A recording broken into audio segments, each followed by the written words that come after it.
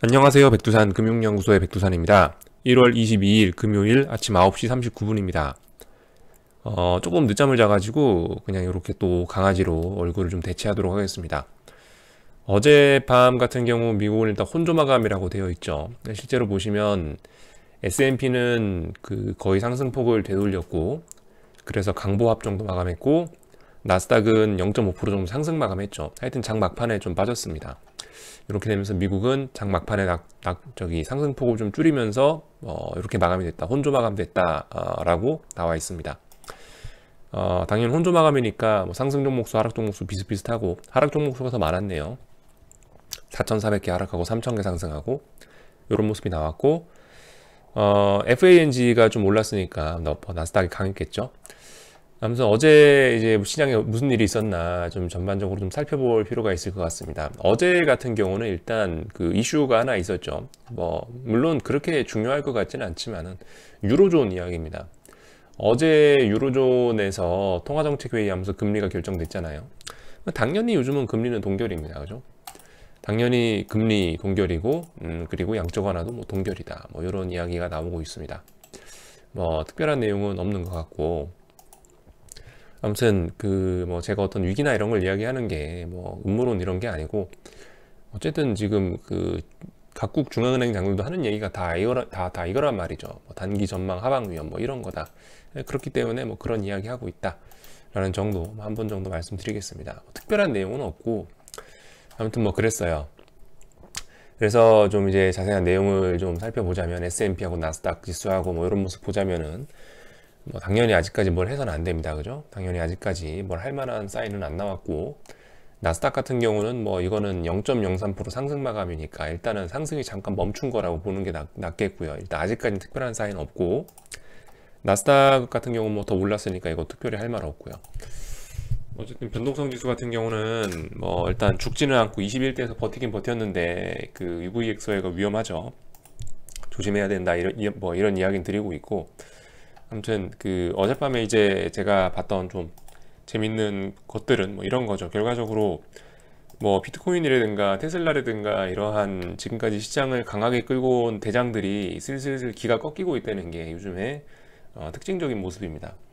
1월 5일 우리 시장이 달라진 이후부터 이런 자산들에도 조금씩 변화가 나타난 건데, 결과적으로 이제 오늘 22일이고, 공교롭게도 1월 5일날 블루웨이브 현실화되고, 상원 의원을 민주당이 갖고 가면서 블루웨이브 현실화되고 그랬는데, 그 다음부터 이제 이상하게 비트코인이라든가 1월 5일부터 한 3거래일 오르고 나서 1월 8일 9일쯤부터 이제 어떤 고점을 만들어낸 이런 모습이 나오고, 생각보다 급하게 무너지고 있죠. 아무튼 제가 말씀드린 라인은 최소 여기 라인을 확인해야 되는데, 이거는 이제 KRW 원화 기준으로 해서 3,570만원, 여기가 일종의 넥라인 자리라고 보면 될 것 같아요. 이 자리를 어제 설마 장대음봉으로 종일 밀어버리나 했더니 밀어버리네요. 제가 녹화할 때만 해도 12% 가까이 빠졌다가 다시 반등 쭉 했었다가 이 위쪽에 있었는데, 아무튼 마감해서 아래쪽으로 내려와서 마감했습니다.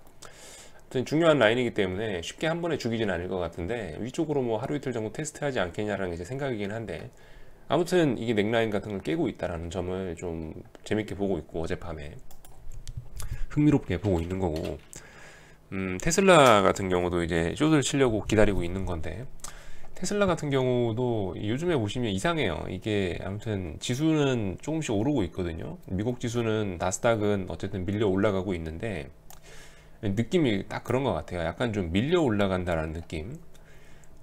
이게 지가 주도적으로 이렇게 고점을 막 높여가면서 오른다, 능동적으로 오른다라기보다는 좀 약간 밀려 올라가는 이런 느낌 정도를 받고 있는데, 테슬라 같은 경우는 어디를 하려고 마음 먹고 있냐면 816달러 정도 붕괴시키면은 한번 해봐야겠다라고 생각을 하고 있는데, 아무튼 최근에 보시면 지수하고 좀 다르게 얘 같은 경우 자꾸 드디어 어떤 제가 원하던 그런 어떤 저항을 누적시키는 모습들이 조금씩 나타나긴 하는 것 같아요. 물론 이것도 가격 조정, 이것도 기간 조정일 수 있죠. 기간 조정 하다가 위쪽으로 또 슈팅 나올 수도 있습니다만, 이게 815달러 정도 되면은, 815를 붕괴시키게 되면은 이게 적어도 기간 조정이 아니고 머리 위가 다 저항이 될 테니까 이거 보고 들어가겠다라는 거죠. 아무튼 뭔가 수상하다 뭐 이런 점들. 얘 같은 경우도 비슷해요. 보시면 1월 5일날 블루웨이브 이야기 나오고 나서 한 3거래일 더 올라서 1월 8일날 고점 나오고, 이 비트코인하고 똑같지 않습니까? 고점 나온 날짜가. 왜 그럴까요? 투자 심리의 영향을 받아서 그렇지 않을까라는 게 뭐 추측입니다. 1월 8일 고점 테슬라, 뭐 비트코인 1월 8일 고점, 그죠? 뭐 이런 점들 좀 재밌다라는 겁니다. 흥미롭게 보고 있다.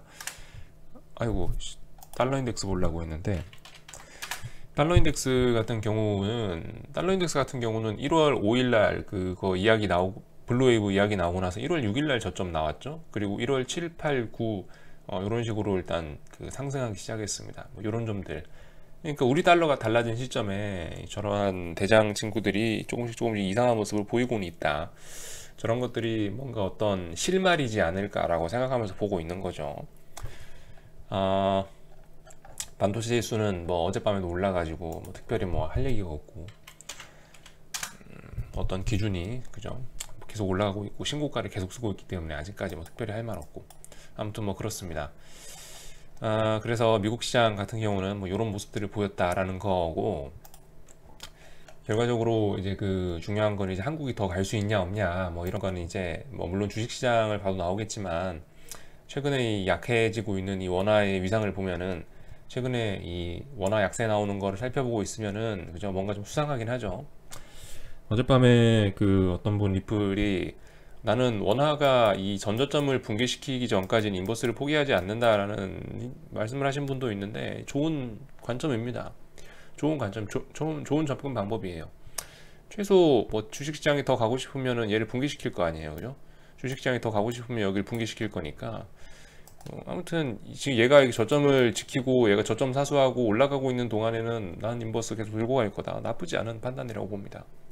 아무튼 그렇게도 접근할 수 있고, 어쨌든간 뭐 최근에 원화가 계속 약한 모습 보이고 있다. 달러 인덱스가 어젯밤에 빠졌는데도 불구하고, 어젯밤에 그 유로존 통화정책회의 있어가지고 거기서 라가르드가 어떤 부양책 뭐 이런 이야기 하니까 달러가 좀 약하고, 아니 참 그죠, 하여튼 뭐 그래서 그런 이슈 때문에 유로화가 좀 강했던 것 같은데, 아무튼 그 유로화가 강하고 달러화가 약한데도 불구하고 이렇게 원화 같은 경우는 더 약한 모습을 보여주고 있다라는 게 요즘 특징입니다. 이거 생각보다 이거 가파르게 올라갈 수도 있겠다라는 생각하고 있습니다. 이렇게 보면요, 그죠?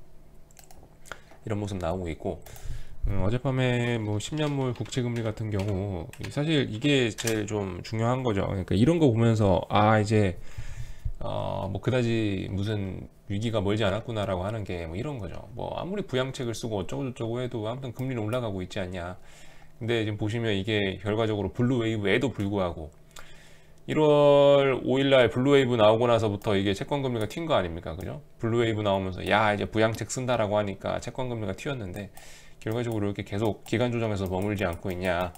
이거 기간 조정으로 머문다는 얘기는 여기서 그대로 오른다고 하면 여기서부터 여기까지 올랐던 만큼, 이 폭만큼 그대로 위쪽으로 더 올라갈 텐데, 그대로 위쪽으로 올라가면 장난 아니다, 그죠? 대략적으로 여기서부터 여기까지 올랐었고, 참고만 하는 겁니다. 참고만. 이런 식으로 어디까지 오를 수 있을까? 이번에 만약에 상승행차대로 오르면은 여기 전고점 돌파하면서 어떤 금리에 대한 부담감이 날 수 있겠구나. 이 기간 조정이 다 마무리가 된다고 하면요. 이런 이야기 정도를 뭐 해볼 수가 있겠습니다. 아무튼 제가 얘기하는 어떤 큰 위기가라는 거는 결과적으로 경제적인 부분이 문제가 나야지 생기는 거거든요. 그러니까 뭐 정치적인 문제 이런 게 아니고, 결과적으로 위기는 경제적인 문제에서 나는 건데, 모든 위기는 다 똑같지 않습니까? 누군가 빚을 내고 그 빚이 과도해져 가지고 이제 이자 부담이나 이런 부담감이 늘어나는데, 그런데도 불구하고 금리가 올라가면 이제 망하는 거잖아요. 그게 이제 변치 않는 인류 역사의 그 금융위기의 역사인데, 금리가 올라가는 거 그래 잘 봐야 된다, 이런 이야기 하고 있고, 1.3%대 충분히 가능하다, 1.3, 1.4 이렇게 해서 N자로 올라가게 되면 굉장히 위험할 수 있겠다, 그죠? 뭐 이런 이야기 정도 하고, 한국장으로 넘어가기 전에 뭐 기사를 하나 좀 보겠습니다. 뭐 하여튼 기자들이, 증권사들이 말 만들어내는 거를 이렇게 잘하는데, 이건 NH투자증권에서 만들어낸 거네요. 바이든을 약자를 따가지고 뭐 투자해야 할 만한 기업들 목록을 뽑아놓은 건데, 조심하세요. 그죠? 뭔가 좀 심상치는 않습니다. 그죠? 그러니까 이게 하여튼 웃겨요. 뭐 디지털 해가지고 뭐 마이크로소프트 뭐 이런 거 써놨는데 블루웨이브 하면은 뭐 대기업들 분할해 버린다며요. 그러면은 이 괜찮냐? 뭐 이런 생각이 좀 들긴 드네요. 여기 마이크로소프트도 포함되어 있고, 그리고 분명히 제가 생각해도 그래요. 바이든도 전기차하고 뭐 친환경 이런 거 밀어주면 테슬라도 분명히 수혜주이긴 할 텐데, 근데 왜 테슬라는 정작 상원 의원 민주당이 다 먹고 바이든 취임하니까 약한 모습 보이냐? 뭐 이런 생각이 좀 들긴 하네요. 아무튼 뭐 그런 모습들 보이고 있고, 반도체 쪽은 아무튼 뭐 바이든 취임 뒤에도 현재 계속 강하고 있으니까 아무튼 뭐 지켜봐야 될 문제고, 아무튼 뭐 이렇게 말 만들어내고 있다. 이런 부분들도 한번 뭐 참고적으로 보고 있자. 뭐 이런 내용입니다. 바이 아메리카, 미국 위주의 뭐 그런 거, 미국 우선주의 뭐 이런 거니까, 미국 우선주의가 아니고 뭐라고 표현해야 되나요? 하여튼 미국에 투자하라. 뭐 하니웰, 보잉, 제네럴 모터스 써 있고, 인프라에 투자한다고 했죠. 인프라 투자한다고 했으니까 뭐 캐터필러 뭐 이런 기업들 얘기 나오고 있고, 디지털 뭐 마이크로소프트, 페이팔, 어도비 이런 종목들 써 있고, 테슬라, 뭐 인바이로먼트에 테슬라하고 뭐 이런 것들이 또 들어가 있고, 넥스트 제너레이션 테크래요. 하여튼 말도 잘 갖다 붙입니다. 엔비디아, 뭐 퀄컴 이런 회사들 들어가 있네요. 이런 회사들이 지금 아무튼 보니까 잘 나가니까 증권사에 추천해 준 것 같은데, 이런 친구들이 아마 주도주일 텐데, 이런 주도주 친구들을 좀 잘 보자라는 겁니다. 얘네가 약하면은 시장도 올라가기 좀 힘들지 않겠냐, 이런 이야기들이고, 아무튼 어젯밤에 이런 뉴스 이제 어제 장 마감쯤 이런 뉴스 나오면서 시장이 또 올랐었죠. 삼성전자, 인텔도 잡았다. 미국 매체 파운드리 뭐 수주 계약, 이런 뉴스. 삼성전자 이 뉴스가 나오면서 어제 삼성전자가 좀 올랐는데, 막상 오늘은 분위기가 좀 차분하네요. 그죠? 삼성전자가 오늘은 갭상승 출발했다가 살짝 밀리는 모습이 나오고 있네요. 삼성전자 여기 있습니다. 아무튼 지금 그 뭔가 공격적으로 오를 것 같은데 못 오르고 있죠. 우리 분위기는 지금 그렇잖아요. 분위기는 이러다가 진짜 8% 폭등, 그 사이드카 아니 저기 서킷 브레이크 한번 보는 거 아니야 라는 생각을 할 정도로 이게 좀 투자 심리나 이런 건 강하죠. 진짜 강하게 폭등하는 거 아니야 라고 생각은 하고 있지만은, 아무튼 생각보다 뭐가 좀 잘 움직이지는 않는 것 같습니다. 뭐가 뻑뻑하죠. 이제 분명히 호재가 나왔음에도 불구하고 삼성전자가 이상하게도 힘을 못 쓰고 있고, 아무튼 뭐 지켜봐야 되겠습니다. 선물 같은 경우 말씀드렸다시피 뭐 특별히 드릴 말씀은 없고, 430 넘어가는지 430, 417 박스권이었잖아요. 박스권 돌파한 차기나 일단 먼저 해야 뭐 더 오를 거 아니냐라는 이런 이야기 드리고, 결과적으로 이제 오늘 430 돌파한 차 하는지 아니면 430에서 저항 만들면서 밀리는지 보자, 뭐 이런 이야기 맨날 드리는 이야기니까 그런 이야기 할 수 있을 거고, 그 고버스는 2040원을 지지하는 거를 가지고 그러니까 2040원 지지하면은 매집 가능하다라고 이제 어제였나 이틀 전쯤부터 이제 말씀을 드리고 있는데, 어제는 2030원이었죠. 어제 종가 2030원이었는데 뭐 10원 차이 정도 밀릴 수는 있다고는 생각합니다. 물론 나는 10원도 용납할 수 없어. 2030원이면 뭐 손절할 거야. 괜찮은데, 아무튼 좀 보시다시피 쉽게 잘 죽진 않는 것 같아요. 그렇기 때문에 좀 오늘까지 좀 확인하시고 한번 잘 대응해 보시는 게 어떨까. 오늘도 2040원 붕괴되면은, 오늘도 여기 어딘가에서 양봉이 아니고 이 음봉이고 하락 마감이고 그렇다면은 진짜 조심해야겠지만, 오늘 살아나면 또 괜찮거든요. 오늘 살아나면 어떤 제가 이야기한 매집 가능합니다. 이런 이야기 드릴 수가 있을 것 같고요.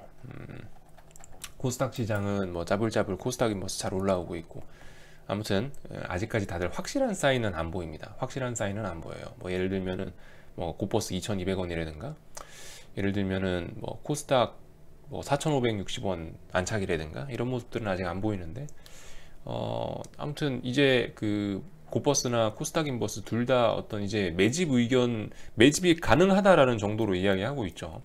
매집해가 아니고 매집 가능합니다. 취향에 따라서 하실 분들은 해보세요. 뭐 이 정도 이야기는 하고 있습니다. 예전과 아무튼 조금씩 달라졌죠.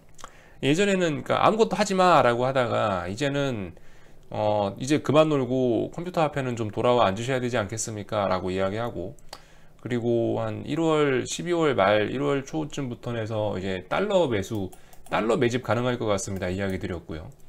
달러 매집 가능 이야기도 했고, 이제 얼마 전에 한 1월 지난주인가쯤부터 해서 한 1, 2주 전쯤부터는 이제 코스닥 인버스는 슬슬 이거 제약업종 지수가 무너지니까 매집 가능하지 않겠냐 말씀드렸고, 고버스도 이제 어젠가 이틀 전부로 해서 2040원 선 지지만 하면은 괜찮을 것 같다라는 이야기 드리고 있고요. 그죠? 뭔가 조금씩 단란해지고 있습니다. 아직 이렇다 할 확실한 게 안 보여서 그렇고, 아직까지 그 어떤 마음이 얼어 있고 뭐 그래서 그런 거지, 아무튼 뭔가 조금씩 변화는 나타나고 있습니다. 하는 얘기가 조금씩은 달라지고 있어요. 뭐는 가능하다, 이제 그만 놀고 집에는 일단 들어가서 앉아있자, 이런 얘기 정도는 하고 있고요. 아무튼 그렇습니다. 변동성 지수는 계속 하락하고 있고요. 그죠? 그러니까 시장이 상승하면 변동성 지수가 상승하는 그런 묘한 시장이 됐는데, 변동성 더 이상 올라가는 거 어렵지 않겠냐라고 말씀드렸고, 아무튼 이런 식으로 쌍고점 만들면서 옵션의 프리미엄이 빠지고 있는 모습이 나오고 있습니다.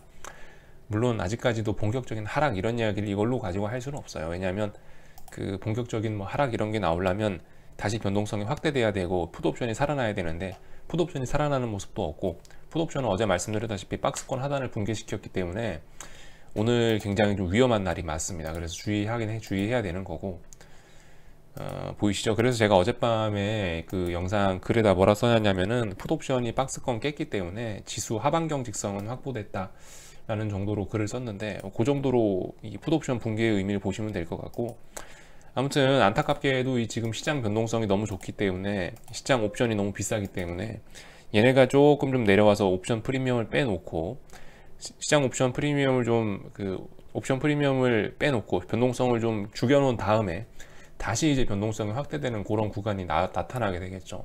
그때 이제 다시 위쪽으로 가느냐, 아니면은 그때 그 풋옵션이 살아나느냐, 그때 콜옵션이 살아나느냐, 이제 그 부분이 좀 중요할 것 같습니다.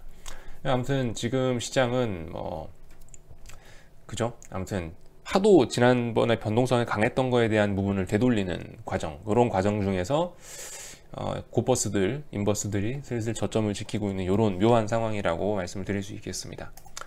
아무튼 마음이 제일 중요하거든요. 그러니까 뭐 너무 쫄거나 너무 그죠?